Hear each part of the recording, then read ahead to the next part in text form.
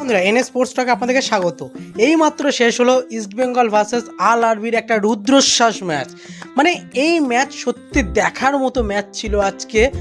কি বলবো, প্রত্যেকটা ইস্টবেঙ্গল সমর্থকদের যেন একটা মাইনর হার্ট অ্যাটাকের বিষয় চলে এসেছিলো, এরকম কিন্তু একটা পরিস্থিতি আজকে কিন্তু এই ম্যাচে সৃষ্টি হয়েছিল।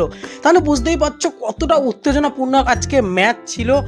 সেখান থেকে তো 88 মিনিট পর্যন্ত কি বলবো, কিচ্ছু বলার ভাষা নেই সেখানটায়। মানে এমন এমন কিছু ঘটনা ঘটছিল সেই টাইমে দাঁড়িয়ে, যে জায়গা থেকে প্রত্যেকটা ইস্টবেঙ্গল সমর্থক, এমনকি আমার নিজেরও পর্যন্ত যে আমি খেলা দেখছি, সেই খেলা দেখার যে একটা কীরকম অনুভূতি সেটা আমি তোমাদেরকে বলে বোঝাতে পারবো না। ঠিক আছে, যে তখন কীরকম ফিলটা হচ্ছিল, অটোমেটিকলি চোখ থেকে জলও বেরোনো শুরু হয়ে গেছিলো 80 মিনিটের পর থেকে। জানি না যে তারপরে এমনই কেন মনে হচ্ছিলো যে আর হয়তো হবে না, আবারও হয়তো আমরা সেখান থেকে সরে দাঁড়াতে হবে। কিন্তু ঠিক 88 মিনিটের মাথায় কাতার ভূমিকায় চলে আসে কিন্তু আমাদের সেই জয়গুপ্তা। রাশিদের খুব সুন্দর কিন্তু একটা ফ্রি কিক, সেখান থেকে জয়গুপ্তা দারুণ হেড, একদম অনবদ্য হেড, একদম পুরো তেকাটির মধ্যেই রাখা ছিল পিংপং হেড, সেখান থেকে কিন্তু গোল হয়ে যায় এবং 1-1 কিন্তু ড্র হয়ে কিন্তু ফুল টাইমটা শেষ হয়। যাই হোক, এবার চলে আসি একটু ম্যাচ ডিটেলসে। তোমাদের প্রথমত আমি একটু বলে দিলাম। এবার যদি আসি আমি একটু ম্যাচ ডিটেলসে, প্রথম থেকে কিন্তু ইস্টবেঙ্গল পুরোপুরি ম্যাচটাকে ডমিনেট করে খেলার চেষ্টা করেছে। তাদের মধ্যে যে কোনো রকম কোনো কমতি আছে ডিফেন্স স্ট্রাইকারে, এটা কিন্তু তারা কোনোভাবেই বুঝতে দেয়নি। হ্যাঁ, এটা ঠিক যে কিছু কিছু ক্ষেত্রে কিন্তু অনেকগুলো গোল মিস হয়েছে, যে গোলগুলো কিন্তু আমাদের মিস করার কোনো রকম কোনো দরকারই নেই। এই গোলগুলো মিস যে হয়েছে সেগুলো কিন্তু কোনো রকম অজুহাত দেওয়া যেতে পারে না, সেগুলো কিন্তু পুরোপুরি জেনুন। ডেভিড যেমন ভুল আছে একটা, বিপিনের একটা ভুল আছে, এরকম কিন্তু ভুল অনেকেরই আছে। সেই জায়গা থেকে কিন্তু দেখতে গেলে আমি মনে করি যতটুকু, যে এখানটা কিন্তু অনেকের অনেক রকম ভুল আছে, সব ভুল কিন্তু ক্ষমা হয়ে গেল লাস্টে এই 4-1 গোলে জয়লাভের পরে। ঠিক আছে, সব ভুল কিন্তু ক্ষমা।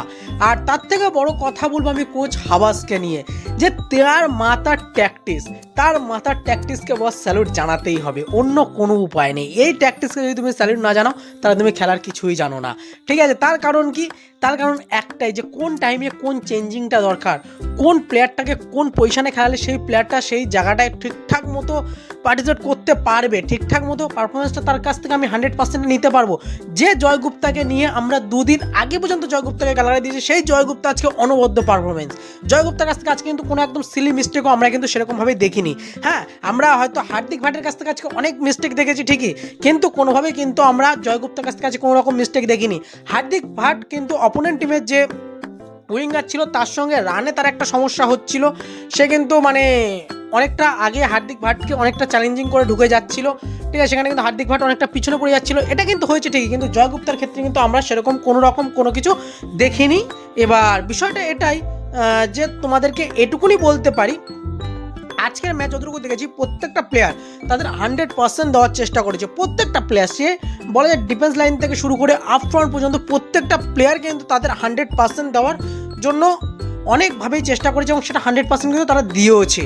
আমরা এটা কিন্তু গতকাল যখন আমরা লাইভ করেছিলাম তখনও কিন্তু আমরা সেম জিনিসটা বলছিলাম, যে প্রত্যেকটা প্লেয়ার যদি ঠিকঠাক মতো পারফরমেন্স দেয় তাহলে কিন্তু আমরা আজকে জয়লাভ করতে একদম পুরোপুরিভাবে নিশ্চিন্ত থাকতে পারি, যে হ্যাঁ জয়লাভ করবো। আমাদের প্রেডিকশন ছিল 2-1 গোলে আমরা জয়লাভ করতে পারি। আর যদি আমাদের কোনো ক্রমে অন্য কোনো রেজাল্ট হয় তাহলে 3-0 বা 2-0 এরকম কিছু হতে পারে। সেখান থেকে কিন্তু আমরা 4-1 গোলে জয়লাভ করেছি। তার মানে বুঝতেই পারছো যে সেখানটায় কিচ্ছু বলার ভাষা নেই, এখানে কিচ্ছু বলার ভাষা নেই আমাদের। কিন্তু হ্যাঁ, অপোনেন্ট টিমের যে আল আরবির যে গোলটা হয়েছিল যে পেনাল্টি মারফত, সেই পেনাল্টিটা অবশ্যই কি পেনাল্টি ছিল, এটা নিয়েও কিন্তু একটা প্রশ্নচিহ্ন অবশ্যই থেকে যাচ্ছে। কারণ ডিফেন্ডারের থেকে যেমন বলটা দূরে ছিল, যে স্ট্রাইকার যে বলটা নিয়ে ঢুকছে তার থেকেও কিন্তু বলটা অনেকটাই অ্যাওয়ে ছিল, তাই সেই জায়গাতে সেটা কিন্তু কোনোভাবেই পেনাল্টি এটা কিন্তু হয় না। এরকম কিন্তু আমরা বিশ্বকাপের ক্ষেত্রেও দেখেছিলাম যে ফিফা ওয়ার্ল্ড কাপে সেখানে কিন্তু কোনোরকম কোনো পেনাল্টি দেওয়া হয়নি। তাই এই জায়গায় পেনাল্টি না দিলেও কিন্তু কিচ্ছু বলার উপায় থাকতো না। কিন্তু যদি রেফারি মনে করেছে যে হ্যাঁ ওটা পেনাল্টি, তাই তিনি পেনাল্টি দিয়েছে, কিন্তু অরিজিনালি যদি আমরা নিয়মের ক্ষেত্রে নিয়মের খাতায় যদি বলি তাহলে কিন্তু ওটা কখনোই পেনাল্টি ছিল না। তাই সেটা একটা বলা যায় ভুল ডিসিশন ছিল, যার কারণে কিন্তু 1-0 গোলে তারা এগিয়ে যায়। তারপরে তো একদম আর কি বলবো, তারপর থেকে আমরা দেখতে পাচ্ছি অনেক বাড়ি অ্যাটাকে যাচ্ছিলাম, কিন্তু সেরকমভাবে কোনো রকমভাবে কোনো কিছু আমরা করে উঠতে পারছিলাম না। আরও সবথেকে একটা কথা না বললেই নয়, যেটা একটা নেগেটিভ দিক, যে ইস্টবেঙ্গলের প্রত্যেকটা ম্যাচের ক্ষেত্রে কিন্তু আমরা দেখতে পাচ্ছি তারা ফার্স্ট হাফে যেরকমভাবে ডমিনেট করছে বা যেরকমভাবে এফোর্টটা দিচ্ছে সেরকমভাবে কিন্তু আমরা তাদের কাছ থেকে সেকেন্ড হাফে পাচ্ছি না, যেটা আজকের ম্যাচেও কিন্তু সেম জিনিসটা হয়েছিল। সেকেন্ড হাফে শুরু থেকে একটু সামান্য এফোর্ট দিলেও কিন্তু তারপর থেকে আস্তে আস্তে যেমন কেমন ঝিমিয়ে পড়লো ইস্টবেঙ্গলের টিমটা। তারপরে কিন্তু আল আরবির তারা কিন্তু ডমিনেট করতে শুরু করেছিল, মাঠের কন্ট্রোলটা কিন্তু তাদের হাতে চলে গেল। তাই এই যে সমস্যাটা, এই সমস্যাটাকে কিন্তু অবশ্যই কোচ হাবাসের দেখতে হবে। আশা করছি কোচ হাবাস কিন্তু এই সমস্যাটার দিকে অবশ্যই নজর রাখবে। আর আরও একটা কথা, যে এই যে 1-0 তারা এগিয়ে গেল, তারপর থেকে কিন্তু ইস্টবেঙ্গল সমর্থকদেরও মধ্যে আর কোনো রকম আমরা সেরকম যে ক্লাউডটা হয়, যেরকমভাবে যে সাউন্ডটা গ্যালারি থেকে আসে সেইগুলো কিন্তু আসা বন্ধ হয়ে গেল। হ্যাঁ, কিছু ক্ষেত্রে যখন অ্যাটাকে যাচ্ছিল তখন একটা ভালো ধরনের সাউন্ড আসছিল, তখন প্লেয়ারদের আরও মোটিভেট করা হচ্ছিল যে তোমরা যাও, আরও অ্যাটাকে যাও। তা সেই জায়গা থেকে বলা যায় যেমন সমর্থকরাও আজকে মাঠ ভরিয়েছিল, সেরকমভাবে কিন্তু তাদের প্রাপ্য যে জিনিসটা তারা বাড়ি নিয়ে যাওয়ার কথা সেই জিনিসটা কিন্তু তারা বাড়ি নিয়ে যেতে পারছে। যে জয়টা, সেই জয়টা পেয়ে কিন্তু তারা অনেকেই খুশি।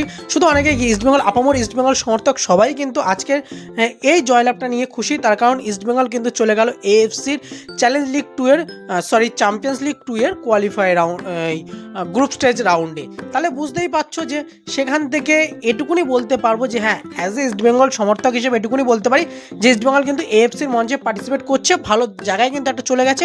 আর যেহেতু হাবাস কোচ আছে, তাই হাবাসের কোচের আন্ডারে কিন্তু আমরা একটা আশা দেখতেই পারি। এই কুয়েত টিম 2013 সালে আমাদের কিন্তু হারিয়েছিল সেমিফাইনাল রাউন্ডে, সবারই আশা করি মনে আছে খুব ভালো মতো। সেই তারপর থেকে কিন্তু আমাদের মধ্যে একটা যন্ত্রণা রয়েছে, সেই যন্ত্রণাটা কিন্তু আজকে কুয়েতের আরও একটি ক্লাব আল আরবি, তাদের কাছ থেকে কিন্তু আমরা পুরোপুরিভাবে মিটিয়ে নিলাম। 4-1 বলে কিন্তু জয়লাভ। গোল করেছে তোমরা সবাই জানো, জয়গুপ্তা ফার্স্ট গোল করেছে, সেকেন্ড গোল রাশিদের অনবদ্য গোল, মানে কি বলবো, সে গোলটার কোনো ভাষাই হয় না, এত সুন্দর একটা গোল। থার্ড গোল করেছে তোমার ডেভিড, আর ফোর্থ গোল করেছে রোহিত দানু যে গোলটা সেটাও খুব ভালো গোল ছিল, এবং রোহিত দানু ঠিক জায়গা মতো বলটা মানে ফিনিশ করেছে বলা যায়। কারণ তিনি যদি কোনোভাবে সেকেন্ড বারের দিকে যেত তাহলে কিন্তু বলটা হয়তো সেফ হয়ে যেত বা বারবোস থেকে বাইরে বেরিয়ে যেত, সেখানে কিন্তু ফার্স্ট পোস্ট রেখেছে, যার কারণে কিন্তু গোলটা হয়েছে। আর ডেভিডের ক্ষেত্রে যেটা বলবো, যে ডেভিড কত সুন্দর কাটব্যাক করে কিন্তু গোলটা করেছে, সে গোলটাও কিন্তু অনবদ্য ভালো গোল ছিল।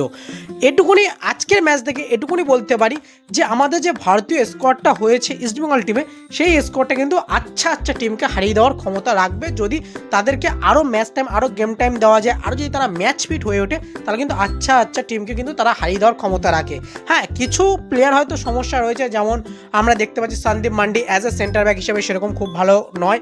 তিনি যদি আমরা দেখতে পাই তাকে যদি লেফট ব্যাকের ক্ষেত্রে, সেক্ষেত্রে কম বেশি ঠিক আছে, কিন্তু কোনোভাবেই কিন্তু তিনি ওই সেন্টার ব্যাকে কোনোভাবে প্রিপেয়ারেবল নয়।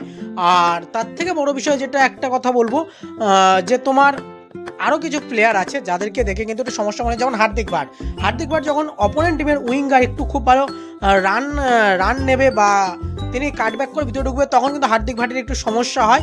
আর হার্দিক ভাট যখন আপার ল্যাপিংয়ে যায় তখন তার নামতেও কিন্তু অনেকটা সমস্যা হয়ে যায়, যে নিচের যে নামবে সে নামার ক্ষেত্রেও কিন্তু অনেকটা সমস্যা হয়ে যায়। এইগুলো যদি হার্দিক ভাট পুরোপুরিভাবে ঠিকঠাক করে দিতে পারে, তাহলে আশা করছি ইস্টবেঙ্গল টিমটার ডিফেন্স লাইনটাও খুব শক্তপোক্ত হয়ে যাবে। আর তোমাদেরকে মতামত তোমরা কিন্তু আজকে অবশ্যই জানিও কমেন্ট বক্সে, কারণ আজকে আশা করছি এই ম্যাচ দেখার পরে তোমাদের একটা কমেন্ট করতে কোনো সমস্যা হবে না। চলো তাহলে আজকে ভিডিওটা এই পর্যন্তই। যাদের ভালো হয়েছে লাইক কমেন্ট শেয়ার করো, অবশ্যই চ্যানেলটা সাবস্ক্রাইব করার সাথে বেল আইকনটি ক্লিক করে নিও। আর যারা ফেসবুক পেজ থেকে দেখছো অবশ্যই কিন্তু ফেসবুক পেজটা ফলো করে দিও। ধন্যবাদ বন্ধুরা, ভালো থেকো, সুস্থ থেকো।